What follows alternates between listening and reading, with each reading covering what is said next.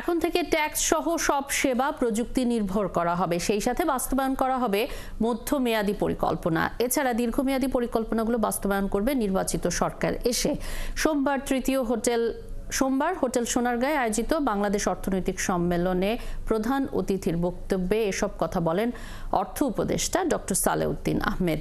বৈষম্য, আর্থিক অপরাধ এবং দেশের অর্থনীতির নিরাময় শীর্ষক সম্মেলনে এসে তিনি আরও বলেন, এতদিন ডিজিটাল বাংলাদেশের কথা বলা হলেও আদৌতে তা ডিজিটাল ছিল কিনা। এ সময় অর্থনীতিবিদ মোস্তফা কে মুজেরি বলেন, এতদিন যেভাবে উন্নয়ন হয়েছে তাতে বৈষম্য আরও সৃষ্টি হয়েছে। উন্নয়ন চিন্তা পদ্ধতি পরিবর্তন করা জরুরি। সম্মেলনে এনবিআর চেয়ারম্যান বলেন, জমি কেনাবেচার দাম কম দেখিয়ে দেশের প্রতিটা মানুষকে মিথ্যাবাদী বানানো হয়েছে।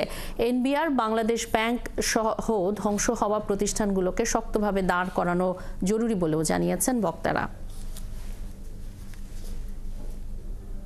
মধ্যমেয়াদীটা কিছু হয়তো আমরা শুরু করতে পারবো, দীর্ঘমেয়াদী ডেফিনেটলি রাজনৈতিক সরকার যিনি আসবেন তারাই করবেন। শর্ট টার্ম আমরা কিছু কিছু চেষ্টা করতে। আমরা ইন্ডিকেটার্স মিডল ইনকাম কান্ট্রিজ এবং ডেভেলপিং কান্ট্রি আমরা we have shift and successive গভর্নমেন্টের আমি বলবো ইনকাম ট্যাক্সের কোনো রিটার্ন পার্সোনালি সিলেকশন হবে না, ম্যানুয়ালি হবে না, এটা বন্ধ করে দিয়েছি। একইভাবে ভ্যাটের ক্ষেত্র আমরা বলেছি আমাদের অটোমেটেড সিস্টেম রেডি না হওয়া পর্যন্ত আমরা কোনো নতুন করে কোনো অডিট সিলেকশন করব না। এবং যারা ভিটি রিটার্ন দেন অনলাইনে তাদেরকে আবার পেপার রিটার্ন নিয়ে অফিসে গিয়ে আবার সই স্বাক্ষর করানো হতো, এটাও বলেছি যে না, এটা করা লাগবে না।